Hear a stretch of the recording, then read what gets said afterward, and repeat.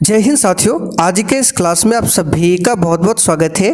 तो साथियों, आज हम लोग रीजनिंग का प्रैक्टिस सेट नंबर 3 को सॉल्व करने वाले हैं। और साथियों, इस प्रैक्टिस सेट में वही क्वेश्चन दिया गया है जो कि आपके एग्जाम में पूछे जाते हैं। तो साथियों, आप किसी भी कॉम्पिटिटिव एग्जाम की तैयारी करते हैं तो सेशन आप लोगों के लिए काफ़ी ज़्यादा इम्पोर्टेंट रहेगा, इसलिए आप लोग पूरा क्लास को ध्यान से देखिए। तो साथियों, आज का पहला क्वेश्चन आपके सामने है। क्वेश्चन को ध्यान से पढ़िए और अगर आपको सॉल्व करना आता है तो सॉल्व करके आप लोग इसका आंसर नीचे कमेंट बॉक्स में बता सकते हैं। तो पहला क्वेश्चन क्या है, नीचे दिए गए विकल्पों में से आपको संबंधित संख्या को चुनना है। यहाँ पर देखिए, जिस प्रकार डी टी एक्स से यहाँ पर 84 को लिखा गया है, उसी प्रकार बी एक्स और एच से मिलकर यहाँ पर क्या बनेगा ये आपको बताना है। तो सबसे पहला काम हम लोग क्या करेंगे, ये जो डी टी और एक्स है इसका पोजीशन लिखेंगे। तो डी का पोजीशन क्या होता है, तो आप कहेंगे डी आपका आता है चौथे स्थान पर।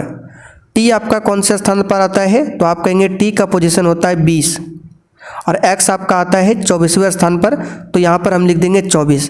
उसके बाद क्या करना है, आपको जोड़कर देखना है। तो तीनों को जब जोड़ेंगे तो क्या होगा, 20 और 4 24 प्लस 24 कितना होगा 48।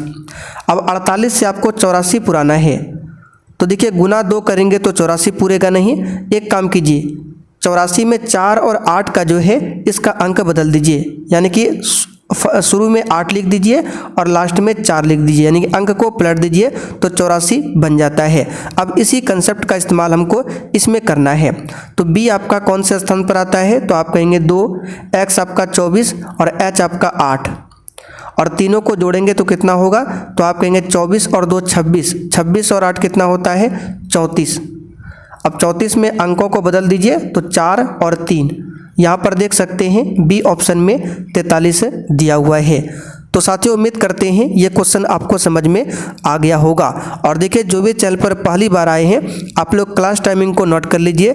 रीजनिंग का क्लास आपको डेली शाम 7:30 बजे दिया जाता है। और साथियों, आज आपका मैथ का भी क्लास हुआ था। मैथ क्लास का टाइमिंग क्या है वो आपको बहुत ही जल्द बता देंगे, ठीक है। दूसरा क्वेश्चन क्या है, यहाँ पर देखिए, नीचे दी गई अक्षर तथा संख्या श्रृंखला श्रेणी को ज्ञात करना है। यहाँ पर देखिए 11:K, 13:L, 15:N, 17:Q, उसके बाद क्या है question mark ratio question mark. तो देखिए, सबसे पहले यहाँ पर संख्या को देखते हैं। यहाँ पर देखिए 11 है और यहाँ पर 13 है, यानी कि इसमें 2 जोड़ा गया है। फिर 13 से यहाँ पे 15 है, इसमें भी 2 को ऐड किया गया है। 15 से 17, इसमें भी 2 को ऐड किया गया है। तो आगे हम क्या करेंगे, इसमें भी 2 को ऐड करेंगे तो बनेगा 19। तो देखिए, सभी ऑप्शन में 19 दिया हुआ है। अब हमको लेटर पता करना है। तो यहाँ पर देखिए के है, तो के आपका आता है 11वें स्थान पर। एल आपका कौन से स्थान पर आता है, तो आप कहेंगे 12वें स्थान पर। एन आपका कौन से स्थान पर आता है, तो आप कहेंगे 14वें स्थान पर। क्यू आपका आता है कौन से स्थान पर, 17वें स्थान पर। तो यहाँ पे अगर ध्यान से देखेंगे 11 से 12 हुआ है, प्लस 1 करने पर 12 से 14 हुआ है, प्लस 2 करने पर 14 से 17 हुआ है, प्लस 3 करने पर, यानी कि पहले +1 +2 +3। तो आगे हम क्या करेंगे +4। तो 17 में 4 को जोड़ेंगे तो कितना होगा 21। और 21वें स्थान पर आपका क्या आता है, तो आप कहेंगे यू आता है, यू। तो यहाँ पर देख सकते हैं सी ऑप्शन में दिया हुआ है 19:U, ठीक है। बहुत ही सिंपल क्वेश्चन है, बस आप लोग डेली प्रैक्टिस कीजिए, फिर आपसे भी रीजनिंग का क्वेश्चन सॉल्व होगा। चलिए, क्वेश्चन नंबर 3 को आप लोग सॉल्व कीजिए। देखिए, पहले आपको खुद से ट्राई करना है, अगर सॉल्व नहीं होता है फिर आपको आगे वीडियो को देखना है। तो यहाँ पर विलुप्त अक्षर आपको ज्ञात करना है। तो आपके सामने 2 आकृति कुछ इस प्रकार से दिया हुआ है, यहाँ पर क्वेश्चन मार्क है, आपको बताना है क्या होगा। तो क्वेश्चन मार्क यहाँ पर है और इसी के स्थान पर यहाँ पर क्या है जेड। तो सबसे पहले हमको पता करना पड़ेगा कि यहाँ पर ये जेड कैसे लिखा है। तो सबसे पहले पी का पोजीशन लिखते हैं। तो पी आपका आता है कौन से स्थान पर, 16वें स्थान पर। सी आपका आता है 3रे स्थान पर। ए आपका आता है पहले स्थान पर। एफ आपका आता है 6ठे स्थान पर। अब 16, 3, 1 और 6। और जेड आपका कौन से स्थान पर आता है, तो आप कहेंगे जेड आपका आता है 26वें स्थान पर। तो 16, 3, 1 और 6 से आपको 26 पुराना है।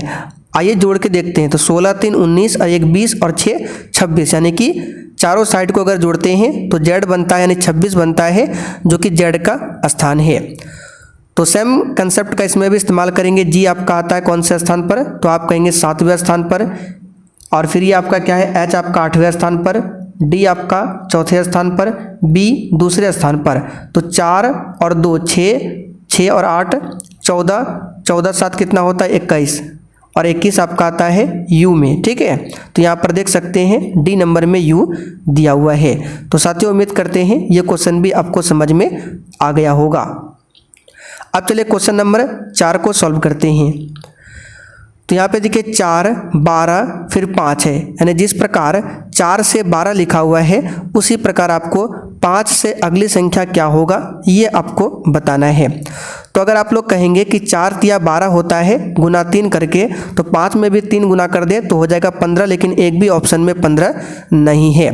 तब यहाँ पर हम लोग क्या करेंगे, देखिए यहाँ पर कर सकते हैं क्या, तो ये जो 4 है इसका स्क्वायर कर दीजिए तो क्या हो जाएगा 16, और इसमें फिर 4 को माइनस कर दीजिए तो क्या हो जाएगा 12, यानी कि 4 का स्क्वायर कर देना है और इसी 4 को आपको माइनस कर देना है। ठीक उसी प्रकार 5 का स्क्वायर कीजिए और इसी 5 को घटा दीजिए, तो 25 में 5 जाएगा, कितना बचेगा, तो आप कहेंगे 20 बचेगा, जो कि बी ऑप्शन में 20 दिया हुआ है। ठीक है, चलिए क्वेश्चन नंबर 5 को आप लोग सॉल्व कीजिए। ये भी लुप्त संख्या ज्ञात करने वाला क्वेश्चन है। यहाँ पर आपको बताना है कौन सी संख्या होगा। तो सबसे पहले देखिए 4, 8, 16, 32 ये कैसे बना है, तो 4 दूनी 8, 8 दूनी 16, 16 दूनी 32, यानी कि इसमें 2 गुना हुआ है।